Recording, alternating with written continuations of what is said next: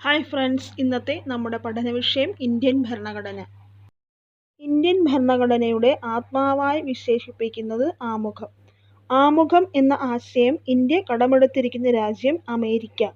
ഭരണഘടനയുടെ വിശാലമായ സവിശേഷതകളുടെ സാരാംശമായി കണക്കാക്കുന്നത് ആമുഖത്തെയാണ്. ഭരണഘടനാ നിർമ്മാതാക്കളുടെ മനസ്സിലേക്കുള്ള താക്കോലായി കണക്കാക്കപ്പെടുന്നതും ആമുഖത്തെയാണ്. ഇന്ത്യൻ ഭരണഘടനയുടെ രത്നം എന്നറിയപ്പെടുന്നത് ആമുഖത്തെയാണ്. രാജ്യം നേടിയെടുക്കേണ്ട ലക്ഷ്യങ്ങളെയാണ് ഇന്ത്യൻ ഭരണഘടനയുടെ ആമുഖം പ്രതിനിധാനം ചെയ്യുന്നത്. സ്വാതന്ത്ര്യം, സമത്വം, സാഹോദര്യം, നീതി എന്നിവയാണ് ഇന്ത്യൻ ഭരണഘടനയുടെ ലക്ഷ്യമെന്ന് ആമുഖത്തിൽ അനുശാസിക്കുന്നു. ആമുഖത്തിലെ സാഹോദര്യം എന്ന വാക്ക് നിർദ്ദേശിച്ചത് ബി.ആർ. അംബേദ്കർ. ഇന്ത്യൻ ഭരണഘടനയുടെ ആമുഖം നിലവിൽ വന്ന വർഷം 1950 ജനുവരി 26. 1946 ഡിസംബർ 13 കോൺസ്റ്റിറ്റ്യൂവന്റ് അസംബ്ലിയിൽ ജവഹർലാൽ നെഹ്റു അവതരിപ്പിച്ച ലക്ഷ്യപ്രമേയമാണ് ഇന്ത്യൻ ഭരണഘടനയുടെ ആമുഖമായി മാറിയത്. ഇന്ത്യൻ ഭരണഘടനയുടെ ആമുഖത്തിന്റെ ശില്പി എന്നറിയപ്പെടുന്നത് ജവഹർലാൽ നെഹ്റു. ജവഹർലാൽ നെഹ്റു അവതരിപ്പിച്ച ലക്ഷ്യപ്രമേയത്തെ ഇന്ത്യൻ ഭരണഘടനയുടെ ആമുഖമായി ഭരണഘടനാ നിർമ്മാണ സമിതി അംഗീകരിച്ചത് 1947 ജനുവരി 22. ആമുഖം ആരംഭിക്കുന്നത് നാം ഭാരതത്തിലെ ജനങ്ങൾ എന്നാണ്. ഒരേ ഒരു തവണയാണ് ഭരണഘടനയുടെ ആമുഖം ഭേദഗതി ചെയ്തത്. 1976 42-ാം ഭരണഘടനാ ഭേദഗതി പ്രകാരം സോഷ്യലിസം, മതേതരത്വം എന്നീ വാക്കുകൾ കൂട്ടിച്ചേർക്കുകയും രാജ്യത്തിന്റെ ഐക്യം എന്ന പ്രയോഗത്തിന് പകരം രാജ്യത്തിന്റെ ഐക്യവും അഖണ്ഡതയും എന്നാക്കി മാറ്റുകയും ചെയ്തു. ആമുഖം ഭേദഗതി ചെയ്യുമ്പോൾ ഇന്ത്യൻ പ്രധാനമന്ത്രി ഇന്ദിരാഗാന്ധി ആയിരുന്നു. ആമുഖം ഭേദഗതി ചെയ്ത സമയത്തെ ഇന്ത്യൻ രാഷ്ട്രപതി ഫക്രുദ്ദീൻ അലി അഹമ്മദ്. ഭരണഘടനയിലെ ആമുഖപ്രകാരം ഇന്ത്യ ഒരു പരമാധികാര സോഷ്യലിസ്റ്റ് മതേതരത്വ ജനാധിപത്യ റിപ്പബ്ലിക് രാജ്യമാണ്. ഇന്ത്യൻ ഭരണഘടനയുടെ ആമുഖത്തിൽ ഉൾപ്പെടുത്തിയിരിക്കുന്ന ഏക തീയതി 1949 നവംബർ 26. ആമുഖം ഇന്ത്യൻ ഭരണഘടനയുടെ ഭാഗമല്ല എന്ന് സുപ്രീം കോടതി പ്രഖ്യാപിച്ചത് ബെരുബറി കേസ്. ആമുഖം ഇന്ത്യൻ ഭരണഘടനയുടെ ഭാഗമാണെന്ന് സുപ്രീം കോടതി പ്രഖ്യാപിച്ചത് കേശവാനന്ദ ഭാരതി കേസിലാണ്. ആമുഖത്തെ ഭരണഘടനയുടെ കീനോട്ട് എന്ന് വിശേഷിപ്പിച്ചത് ഏണസ്റ്റ് ബാർക്കർ. ഭരണഘടനയുടെ ആത്മാവ് എന്ന് വിശേഷിപ്പിച്ചത് താക്കൂർദാസ് ഭാർഗവ്. ഭരണഘടനയുടെ ആത്മാവും താക്കോലും എന്ന് വിശേഷിപ്പിച്ചത് ജവഹർലാൽ നെഹ്റു. രാഷ്ട്രീയ ജാതകം കെ.എം. മുൻഷി. തിരിച്ചറിയൽ കാർഡ് എന്ന് വിശേഷിപ്പിച്ചത് എൻ.എ. പൽക്കിവാല. ഭരണഘടനയ്ക്ക് ആമുഖം എന്ന ആശയം ആദ്യമായി ഉന്നയിച്ച വ്യക്തി ബി.എൻ. റാവു. ഭരണഘടനയുടെ ആമുഖം ഡ്രാഫ്റ്റിംഗ് കമ്മിറ്റിയിൽ അവതരിപ്പിച്ച വ്യക്തി ജവഹർലാൽ നെഹ്റു. ഇന്ത്യൻ ഭരണഘടനയുടെ വിശേഷണങ്ങൾ. ക്വാസി ഫെഡറൽ എന്ന് വിശേഷിപ്പിച്ചത് കെ.സി. വെയർ. കോർപ്പറേറ്റീവ് ഫെഡറലിസം എന്ന് വിശേഷിപ്പിച്ചത് Granville Austin. A federation with strong centralising tendency എന്ന് വിശേഷിപ്പിച്ചത് ഐവർ ജെന്നിങ്സ്. ബാർഗൈനിങ് ഫെഡറലിസം എന്ന് വിശേഷിപ്പിച്ചത് മോറിസ് ജോൺസ്. എക്സ്ട്രീംലി ഫെഡറൽ എന്ന് വിശേഷിപ്പിച്ചത് പൗൾ ആപ്ലബി. നിയമജ്ഞരുടെ പർദീസ എന്ന് വിശേഷിപ്പിച്ചത് ഐവർ ജെന്നിങ്സ്. ഇന്ത്യൻ ഭരണഘടനയ്ക്ക് ഉണ്ടായ വിമർശനങ്ങൾ. ഭാഷയിലും അർത്ഥത്തിലും 1935 ഗവൺമെന്റ് ഓഫ് ഇന്ത്യ ആക്ടിന്റെ തനിപ്പകർപ്പ് എന്ന് പറഞ്ഞത് N. Srinivasan. 1935 government of India ആക്ടിൽ നിന്നും നേരിട്ട് ഉരുത്തിരിഞ്ഞതാണ് ഇന്ത്യൻ ഭരണഘടന.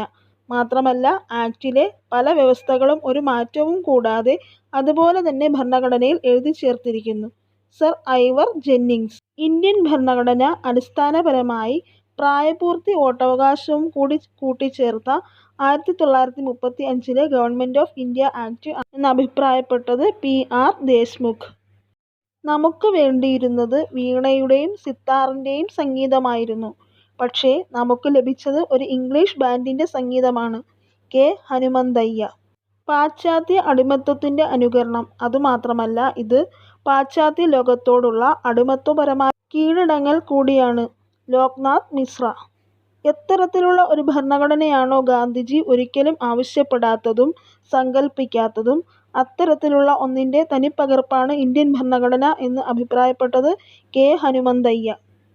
ഇന്ത്യൻ ഭരണഘടന കടമെടുത്ത ആശയങ്ങൾ. മൗലികാവകാശങ്ങൾ, ആമുഖം, ജുഡീഷ്യൽ റിവ്യൂ, പ്രസിഡന്റിന്റെ ഇംപീച്ച്മെന്റ്, ഉപരാഷ്ട്രപതിയുടെ ചുമതലകൾ ഇവയെല്ലാം ഇന്ത്യൻ ഭരണഘടന കടമെടുത്തിരിക്കുന്നത് USA-യിൽ നിന്ന് ആണ്.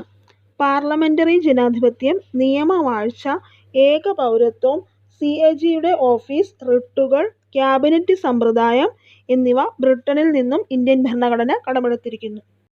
മാർഗനിർദ്ദേശക തത്വങ്ങൾ, പ്രസിഡന്റിന്റെ തെരഞ്ഞെടുപ്പ്, രാജ്യസഭയിലേക്ക് അംഗങ്ങളെ നാമനിർദ്ദേശം ചെയ്യാനുള്ള രാഷ്ട്രപതിയുടെ അധികാരം എന്നിവ അയർലൻഡിൽ നിന്നും ഇന്ത്യൻ ഭരണഘടന കടമെടുത്തിരിക്കുന്നു. രാജ്യസഭയിലെ അംഗങ്ങളുടെ തെരഞ്ഞെടുപ്പ്, ഭരണഘടനാ ഭേദഗതി എന്നിവ ദക്ഷിണാഫ്രിക്കയിൽ നിന്നും കടമെടുത്തിരിക്കുന്നു. ഫെഡറൽ സംവിധാനം, യൂണിയൻ, സ്റ്റേറ്റ് ലിസ്റ്റുകൾ, അവശിഷ്ടാധികാരം എന്നിവ കാനഡയിൽ നിന്നും കടമെടുത്തിരിക്കുന്നു. കൺകറന്റ് ലിസ്റ്റ്, പാർലമെന്റിന്റെ സംയുക്ത സമ്മേളനം, വ്യവസായ വാണിജ്യങ്ങൾക്കുള്ള സ്വാതന്ത്ര്യം എന്നിവ ആസ്ട്രേലിയയിൽ നിന്നും കടമെടുത്തിരിക്കുന്നു. ഗവർണർ പദവി, ഫെഡറൽ കോടതി, പബ്ലിക് സർവീസ് കമ്മീഷൻ, അടിയന്തരാവസ്ഥ എന്ന ആശയം എന്നിവ ഗവൺമെന്റ് ഓഫ് ഇന്ത്യ ആക്ട് 1935 നിന്നും കടമെടുത്തിരിക്കുന്നു. അടിയന്തരാവസ്ഥ കാലത്ത് മൗലികാവകാശങ്ങൾ റദ്ദാക്കൽ, വെയ്മർ കോൺസ്റ്റിറ്റ്യൂഷൻ ഓഫ് ജർമ്മനി. മൗലിക കടമകൾ, പഞ്ചവത്സര പദ്ധതി എന്നിവ റഷ്യയിൽ നിന്നും ഇന്ത്യൻ ഭരണഘടന കടമെടുത്തിരിക്കുന്നു. സ്വാതന്ത്ര്യം, സമത്വം, സാഹോദര്യം, റിപ്പബ്ലിക് എന്നീ ആശയങ്ങൾ ഫ്രാൻസിൽ നിന്നും കടമെടുത്തിരിക്കുന്നു. നിയമസ്ഥാപിതമായ വ്യവസ്ഥ ജപ്പാനിൽ നിന്നുമുള്ള ആശയമാണ്. ഡ്രാഫ്റ്റിംഗ് കമ്മിറ്റി 22 കമ്മിറ്റികൾ അടങ്ങിയ ഭരണഘടനാ നിർമ്മാണ സഭയിലെ പ്രധാന കമ്മിറ്റിയാണ് ഡ്രാഫ്റ്റിംഗ് കമ്മിറ്റി. ഡ്രാഫ്റ്റിംഗ് കമ്മിറ്റിയെ നിയമിച്ചത് 1947 ഓഗസ്റ്റ് 29. ഡ്രാഫ്റ്റിംഗ് കമ്മിറ്റിയുടെ chairman doctor BR Ambedkar. Drafting കമ്മിറ്റിയുടെ ആകെ അംഗങ്ങൾ 7. ഭരണഘടനയുടെ ഫൈനൽ ഡ്രാഫ്റ്റ് ആദ്യമായി അംബേദ്കർ സഭയിൽ അവതരിപ്പിച്ചത് 1948 നവംബർ 4. ഇന്ത്യൻ ഭരണഘടനയുടെ ശില്പി ഡോക്ടർ BR അംബേദ്കർ. ഇന്ത്യൻ ഭരണഘടനയുടെ പിതാവ് ഡോക്ടർ BR അംബേദ്കർ. ഭരണഘടനാ ഡ്രാഫ്റ്റിംഗ് കമ്മിറ്റി അംഗങ്ങൾ: doctor BR Ambedkar chairman, KM Munshi, Muhammad Saadulla, Alladi Krishnaswami Ayyar, N Gopalaswami Ayyangar, BL Mitter, രാജിവെച്ചതിനു ശേഷം N മാധവറാവു, DP ഖൈത്താൻ, മരണശേഷം TT Krishnamachari. Government of India act 1935 British പാർലമെന്റിൽ ഇന്ത്യയ്ക്ക് വേണ്ടി പാസ്സായ ഏറ്റവും വലിയ നിയമം. 1935 ഗവൺമെന്റ് ഓഫ് ഇന്ത്യ ആക്ടിന് ആധാരമായത് സൈമൺ കമ്മീഷൻ റിപ്പോർട്ട്, വട്ടമേശ സമ്മേളനങ്ങളിലെ നിർദ്ദേശങ്ങൾ, മൂന്നാം വട്ടമേശ സമ്മേളനത്തിന് ശേഷം 1933 ബ്രിട്ടീഷ് ഗവൺമെന്റ് പ്രസിദ്ധീകരിച്ച വൈറ്റ് പേപ്പർ എന്നിവ. ഇന്ത്യൻ ഭരണഘടനയുടെ ചരിത്രത്തിലെ ഏറ്റവും വലിയ വഴിത്തിരിവായിരുന്നു 1935 government of India act. Indian ഭരണഘടന ഏറ്റവും കൂടുതൽ കടപ്പെട്ടിരിക്കുന്ന നിയമം 1935 ഗവൺമെന്റ് ഓഫ് ഇന്ത്യ ആക്ട്. പ്രവിശ്യകളിലെ ദ്വിഭരണം അവസാനിപ്പിക്കുകയും ഒരു കേന്ദ്രീകൃത ദ്വിഭരണ സംവിധാനം ആവിഷ്കരിക്കുകയും ചെയ്ത നിയമമാണ് government of India act 1935. 1935 government of India ആക്ടിന്റെ ശില്പി sir Maurice Linford Gwyer. Government of India act 1935 പാസ്സാക്കിയപ്പോൾ വൈസ്രോയി വെല്ലിംഗ്ടൺ പ്രഭു. ആക്ട് പ്രാബല്യത്തിൽ വന്നപ്പോൾ ഇന്ത്യയിലെ viceroy Linlithgow. Government of India act 1935 പ്രത്യേകതകൾ: ദ്വിമണ്ഡല ഫെഡറൽ നിയമനിർമ്മാണ സഭ രൂപീകരിച്ചു. ഇന്ത്യയിൽ ഒരു ഫെഡറൽ കോടതി സ്ഥാപിക്കുന്നതിന് വ്യവസ്ഥ ചെയ്തു. 1937 ഒക്ടോബർ 1 ഡൽഹിയിൽ സ്ഥാപിതമായ ഫെഡറൽ കോടതി 1950 ജനുവരി 28 മുതൽ ഇന്ത്യയുടെ സുപ്രീം കോടതിയായി അറിയപ്പെട്ടു. സംസ്ഥാനങ്ങൾക്ക് സമ്പൂർണ്ണ സ്വയംഭരണം വ്യവസ്ഥ ചെയ്തു. പ്രവിശ്യകളിലെ ദ്വിഭരണം അവസാനിപ്പിക്കുകയും പകരം ഒരു കേന്ദ്രീകൃത ദ്വിഭരണ സംവിധാനം ആവിഷ്കരിക്കുകയും ചെയ്തു. ഇന്ത്യൻ ഭരണഘടനയുടെ ബ്ലൂപ്രിന്റ് എന്നറിയപ്പെടുന്നത് 1935 ഗവൺമെന്റ് ഓഫ് ഇന്ത്യ ആക്ട് ആണ്. റിസർവ് ബാങ്ക് ഓഫ് ഇന്ത്യയുടെ രൂപീകരണത്തിന് പ്രചോദനമേകി. ബോംബെ, ബീഹാർ എന്നീ പ്രവിശ്യകളിൽ നിന്നും സിന്ധ്, ഒറീസ എന്നീ ഭാഗങ്ങൾ വേർതിരിച്ചു. ബർമയെ ഇന്ത്യയിൽ നിന്നും പൂർണ്ണമായി വേർതിരിച്ചു. 1935 ഗവൺമെന്റ് ഓഫ് ഇന്ത്യ ആക്ടിൽ 321 സെക്ഷൻസും 10 ഷെഡ്യൂളുകളുമാണ് ഉണ്ടായിരുന്നത്. പ്രവിശ്യകളിൽ ഭരണം നിർവഹിക്കുന്ന ഗവർണർമാരെ സംസ്ഥാനങ്ങളുടെ തലവനായി നിയമിച്ചു. ഇന്ത്യൻ റെയിൽവേയെ നിയന്ത്രിക്കാൻ ഒരു ഫെഡറൽ റെയിൽവേ അതോറിറ്റി രൂപീകരിച്ചു. ശക്തമായ ബ്രേക്കുള്ളതും എഞ്ചിൻ ഇല്ലാത്തതുമായ യന്ത്രം എന്ന് 1935 ആക്ടിനെ വിശേഷിപ്പിച്ചത് ജവഹർലാൽ നെഹ്റു. Thank you.